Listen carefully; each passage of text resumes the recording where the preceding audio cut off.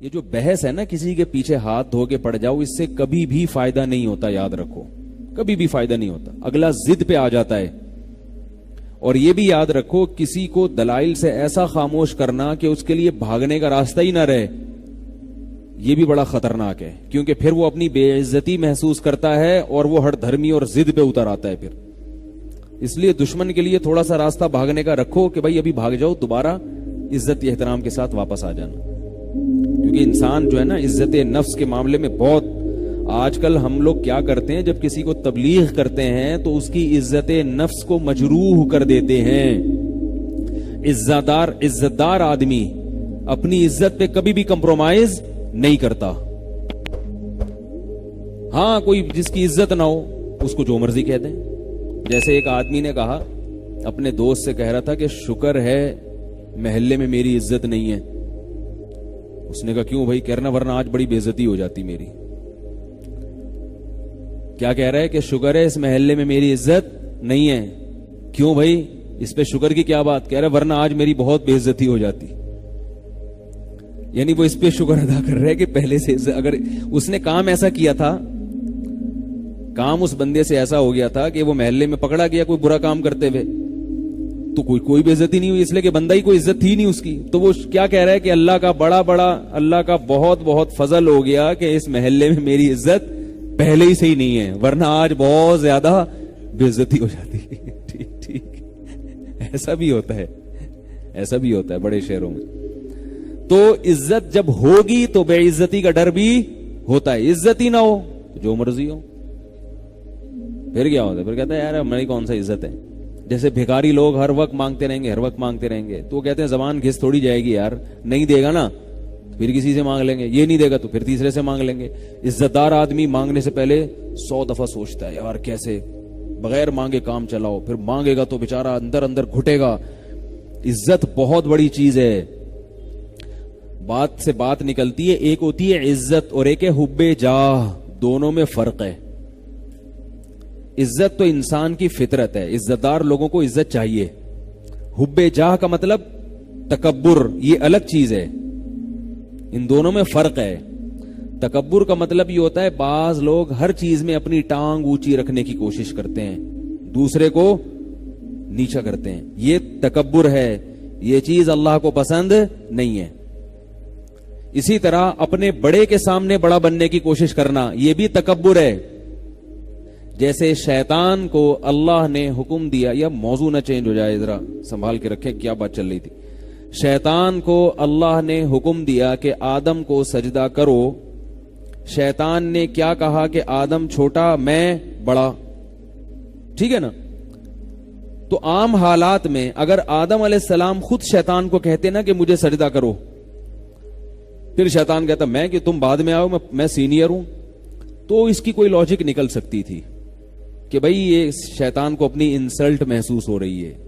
جیسے کوئی سینئر ہو، جونیئر آ کے ایک دم سینئر بن جائے تو پہلے سے جو سینئر ہوتا ہے اس کو ایک قسم کی بے عزتی محسوس ہوتی ہے، یہ نیچر ہے، یہ غلط نہیں ہے۔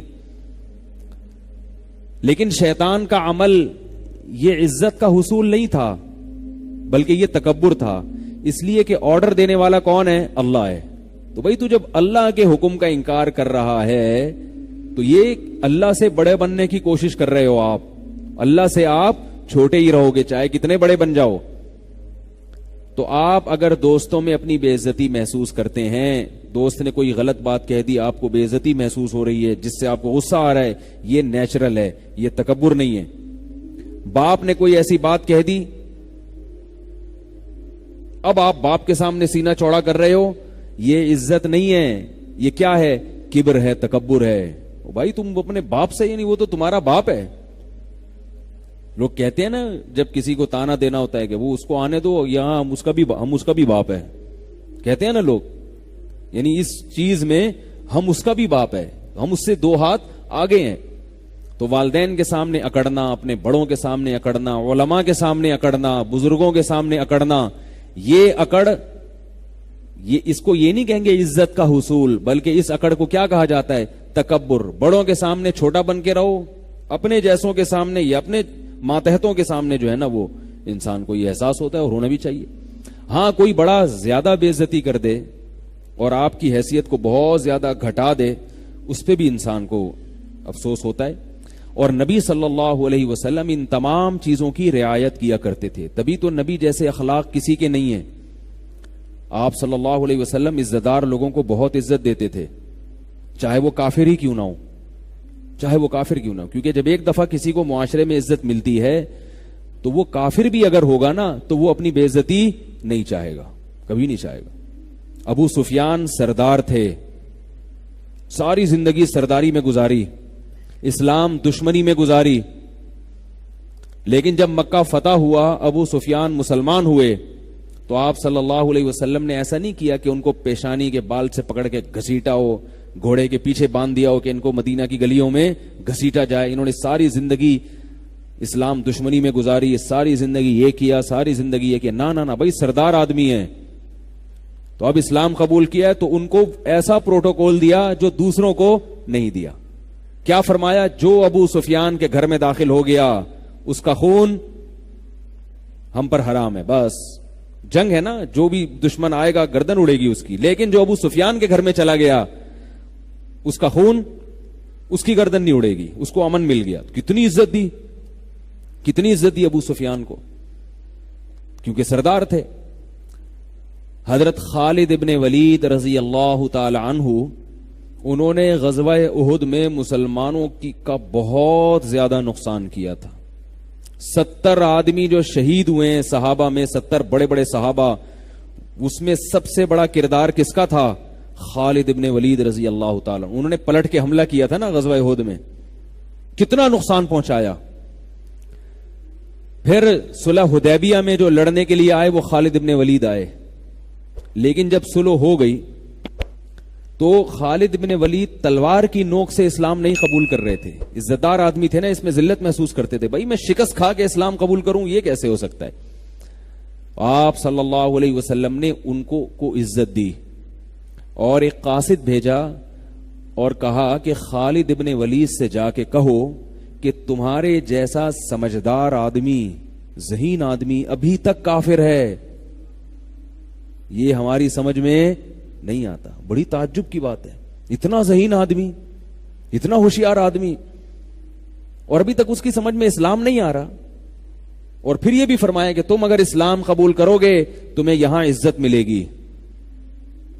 اب ہم جیسے سطحی ذہن کے لوگ ہوتے اس وقت، ہم کہتے ہیں ہاں یہ تو اسلام قبول کیا جا رہا ہے عزت کے لیے، لالچ دے دے کے لوگوں کو مسلمان بنایا جا رہا ہے.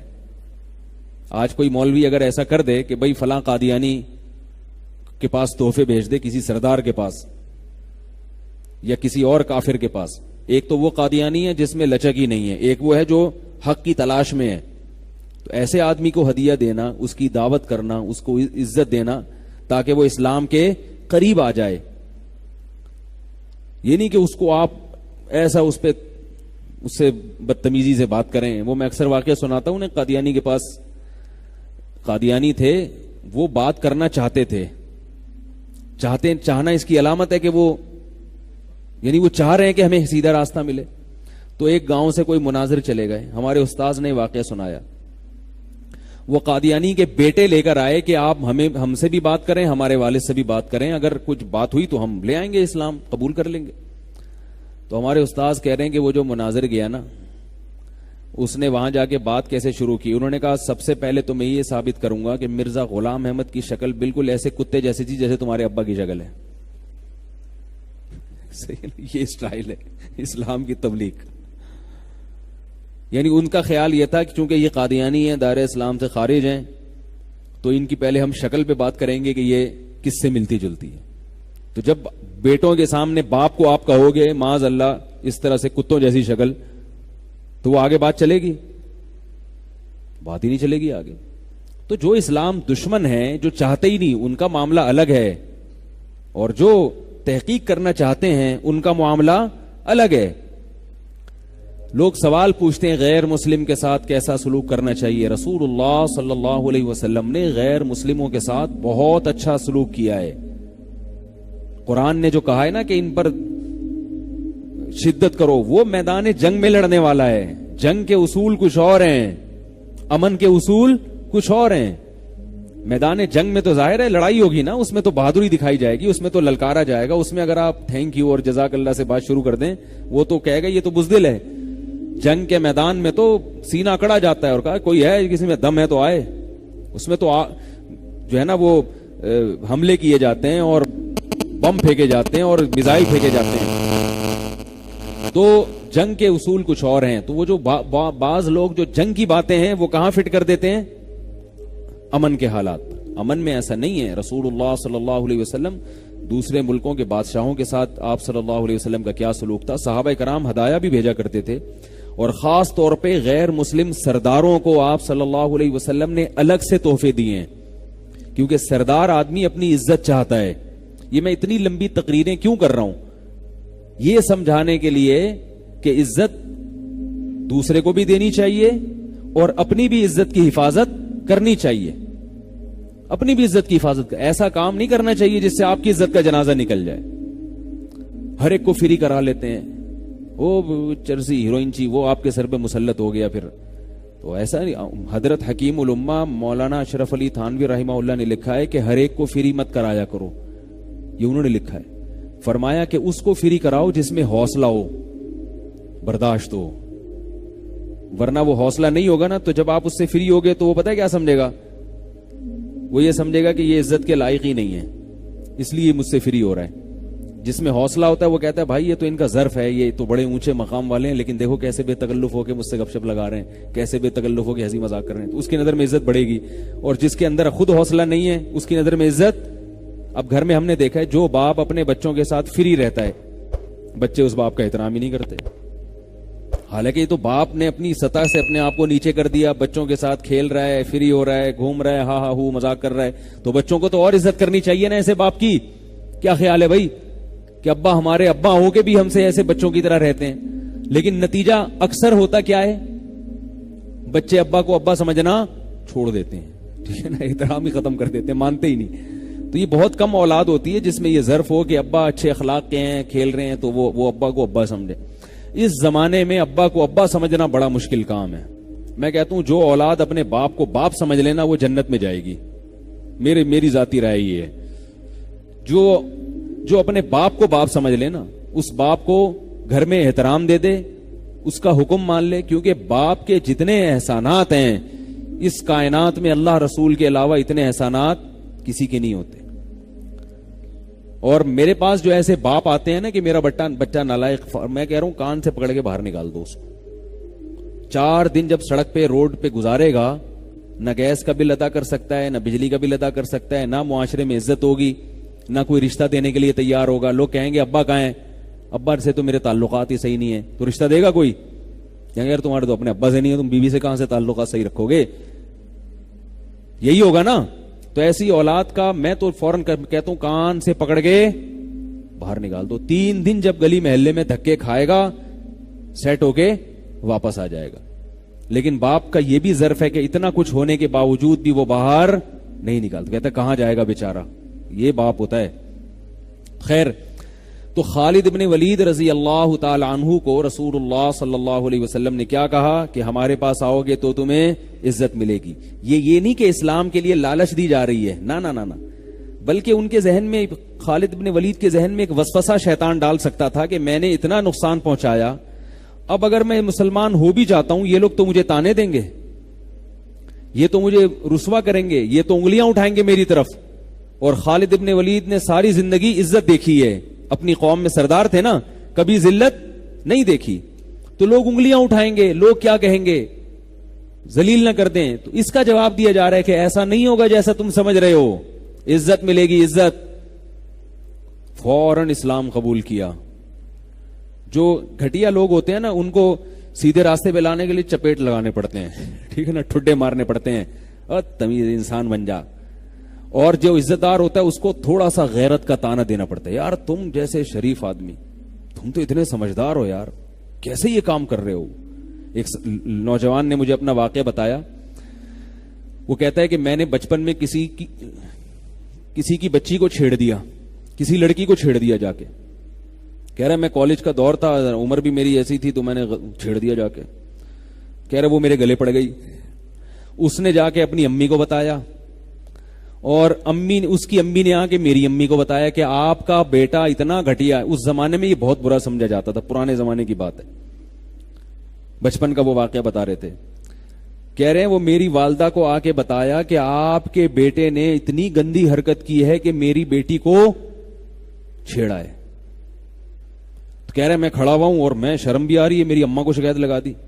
کہہ رہے مجھے اس سے اتنی شرم نہیں آئی. میں نے کہا امی 2 تھپڑ لگائیں گی اور ابا کو شکایت لگائیں گی, وہ 2-3 ڈنڈے لگا دیں گے. میں نے کہا یہی ہوگا نا.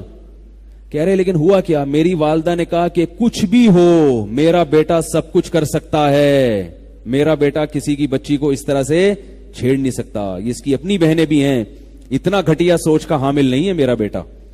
اب وہ لڑکا کہہ رہا ہے یار میں شرم سے زمین میں گڑ گیا کہ میری ماں کے میرے بارے میں کیا جذبات ہیں اور میں کتنوں کو چھیڑ کے بیٹھا ہوں. صحیح ہے نا, کہہ رہے میں کتنوں کو چھیڑ کے بیٹھا ہوا ہوں اور میری ماں کے میرے بارے میں یہ جذبات ہیں.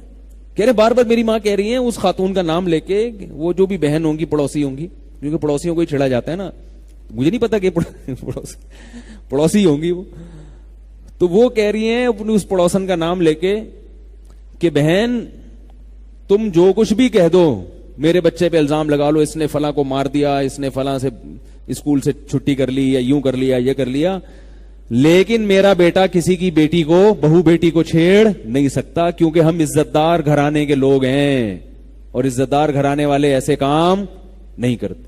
اب وہ کہہ رہا ہے یار ہمیں تو, مجھے اب پتا چلا ہم اتنے عزت دار گھرانے کے لوگ ہیں, مجھے تو پتہ ہی نہیں تھا. کہہ رہا ہے میں اس جملے سے نا والدہ کے شرم سے زمین میں گڑا جا رہا ہوں اور دل میں توبہ کر رہا ہوں, اے اللہ آئندہ یہ میری والدہ کو ایسی کمپلین بولو بھائی نہیں ہوگی, بس اس دفعہ جو چھپا لے, میرے جرم کو چھپا لے, پردہ ڈال دے, آئندہ نہیں ہوگا, آئندہ میں ایسا نہیں کروں گا کہ میری ماں جو میرے بارے میں یہ جذبات. تو دیکھو اس لڑکے میں تھوڑا سا وہ عزت کا تھا نا. اگر وہ لڑکا عزت دار خاندان کا نہیں ہوتا پھر پتہ ہے کیا کہتا ہے, کہہ رہے اماں کو تو پتہ ہی نہیں, اب مزید 15-20 کو چھیڑ لو, میری اماں تو یقین کریں گی نہیں. کیا خیال ہے یار, کیا ہو گیا آپ کی سمجھ میں کیوں نہیں آ رہا؟ وہ یہ سوچے گا نا کہ بھائی میری اماں تو میرے بارے میں یقین ہی نہیں کر رہی, تو وہ تو اسی کو ڈانٹ کے بھیج رہی ہیں, یہ تو اتنا اچھا نظریہ ہے, تو اب تو شکایتیں وہ تو اور 2-4 کو چھیڑ لو, کوئی مسئلہ ہی نہیں. تو یہ فرق ہوتا ہے کہ جو نالائق ہوتا ہے نا, جو عزت دار نہیں ہوتا, اس کی چترول لگانے پڑتے ہیں, اس کو ڈنڈے لگانے پڑتے ہیں, اس کو ٹھڈے مارنے پڑتے ہیں, پھر جا کے وہ تھوڑا سیٹ ہوتا ہے. اور جو عزت دار ہوتا ہے اس کے لیے ایک تانا بہت بڑا ہوتا ہے.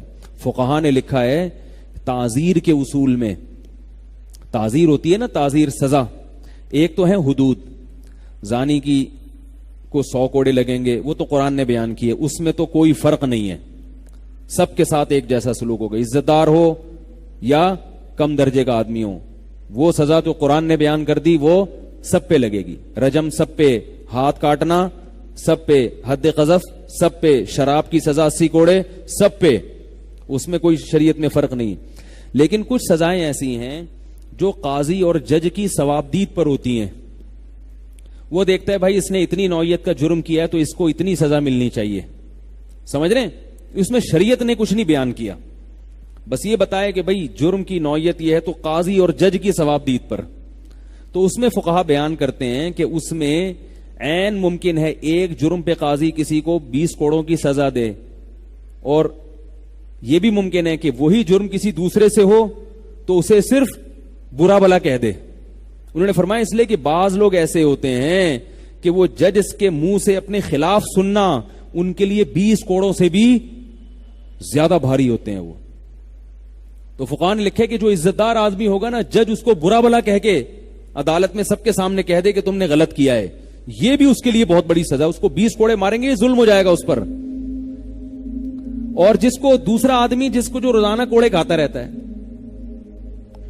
جو معاشرے میں مشہور ہے, بھائی ادھر بیٹھا ہوا ہے, کبھی گٹر کے ڈھکن پہ بیٹھا ہوا ہے, کبھی ماس گٹکے کی پی کے پھینک رہا ہے, دیواریں کالی کر رہا ہے, اس کو 20 کوڑے مار دیے تو وہ کہہ رہا ہے یار یہ تو خارش ہوئی ہے تھوڑی سی ہمیں, صحیح ہے نا, تو کیا ہو گیا, کوڑے کھا کے ہی مضبوط ہوں گے. ایسے بھی لوگ ہوتے ہیں نا, اگلی دفعہ آئیں گے تو 40 کھائیں گے, وہ اس طرح کے. تو اس میں بھی فقہا نے فرق بیان کیا ہے کہ ایک ہی سزا ایک آدمی کو کم دی جائے گی اور عزت دار آدمی کو, ایک آدمی کو زیادہ دی جائے گی اور عزت دار آدمی کو کم دی جائے گی. میں بار بار کیوں بتا رہا ہوں کہ دیکھو عزت دار لوگوں کی عزت کو مت اچھالا کرو. اگر ان سے کوئی برائی ہوتی ہے, کوئی جرم دیکھو تو اس پہ پردہ ڈالو, کیونکہ ایک عام آدمی کا جرم اگر لوگوں کے سامنے ظاہر ہوتا ہے اس کی اتنی بے عزتی نہیں ہوتی.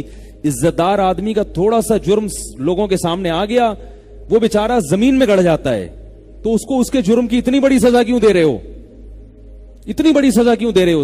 اس کا حل یہ کہ اس کو الگ سے جا کے تنبیہ کر دو, الگ سے محبت سے سمجھا دو اس کو کہ بھئی یہ برائی ہے, یہ آپ چھوڑ دیں. تو ہم کیا کرتے ہیں کہ ہر ایک کو ایک ہی لاٹھی سے ہانک رہے ہوتے.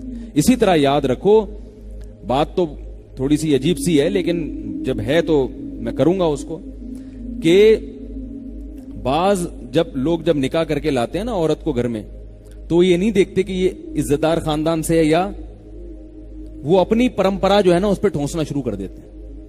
بعض عورتوں کے فون آتے ہیں, انہوں نے کبھی زندگی میں گالی سنی نہیں ہوتی, جب وہ شوہر کے منہ سے موٹی موٹی گالیاں سنتی ہیں ان کو بہت بے عزتی محسوس ہوتی ہے.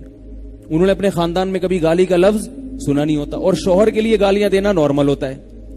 وہ پیدا ایسے خاندان میں بات بات پہ گالی, بات بات پہ گالی نکال تو وہ اپنے خاندان کے حساب سے چلا رہا ہوتا ہے, لیکن ان کے لیے کیا ہوتی ہے یہ بہت بڑی. اور بعض خواتین ایسے خاندان کی ہوتی ہیں, ان کو گالی نہ دو تو وہ سمجھتی ہیں بزدل ہے, یہ ڈرتا ہے مجھ سے. سمجھ میں آ رہی ہے نا, وہ اتنا پٹی ہوتی ہیں, اتنی گالیاں سنی ہوتی ہیں, اگر شوہر تمیز سے بات کرے وہ کیا کہ وہ سمجھتی ہیں کہ کیا ہے, پاگل آدمی ہے, تو اس کو تو تمیز سے بات کرنے نہیں آتی. رسول اللہ صلی اللہ علیہ وسلم کے بارے میں حدیث میں آتا ہے, ما کان النبی صلی اللہ علیہ وسلم فاحشا ولا متفحشا. آپ نہ تو فاحش تھے یعنی زبان آپ کی خراب تھی, اور نہ متفحش بتکلف یعنی آپ کی طبیعت میں بھی فحاشی نہیں تھی, اور نہ زبان خراب تھی. نبی صلی اللہ علیہ وسلم کی سیرت میں ہم دیکھیں ایسے زبردست آپ کے اخلاق تھے. میں صرف ایک چھوٹا سا واقعہ حضرت حسین کا سناؤں گا, حضرت حسن کا سناؤں گا. حضرت حسن کے بارے میں محمد ابن اسحاق ایک راوی ہیں, وہ کہتے ہیں میں نے حضرت حسن کے ساتھ بہت وقت گزارا, سب سے سخت ترین جملہ جو ان کی زبان سے میں نے سنا, یعنی جھگڑا بھی ہوتا تھا نا, گالی نہیں نکلتی تھی, کہہ رہے ہیں ان کی زبان سے میں نے جھگڑے کے دوران جو سب سے سخت ترین جملہ سنا وہ یہ ہے کہ میں ایک آدمی ان سے پیسے مانگ رہا تھا, تو انہوں نے غصے میں کہا کہ میرے پاس تمہارے لیے کچھ بھی نہیں ہے سوائے اس کے کہ تمہاری ناک خاک آلودہ ہو جائے, بس. یہ سب سے بڑی گالی تھی جو انہوں نے زندگی میں دی ہے, یعنی تمہاری ناک کیا ہو جائے, خاک آلودہ ہو جائے. اتنی ایسا تحمل تھا. تو ہم لوگ ذرا سی بات نہیں ہوتی ایسی گالیاں نکالنا شروع کرتے ہیں. تو کہاں سے بات چل رہی تھی یار, وہ موضوع میں جو لے کے چل رہا تھا, خالد ابن ولید رضی اللہ تعالیٰ عنہ نے اسلام قبول کیا. پھر جب اسلام قبول کیا تو اب آپ دیکھیں انہوں نے ساری قربانیوں کا رخ غیر مسلموں کے خلاف پھیر دیا, اسلام دشمنوں کے خلاف. کیسی قربانیاں دی, ساری زندگی لڑتے رہے.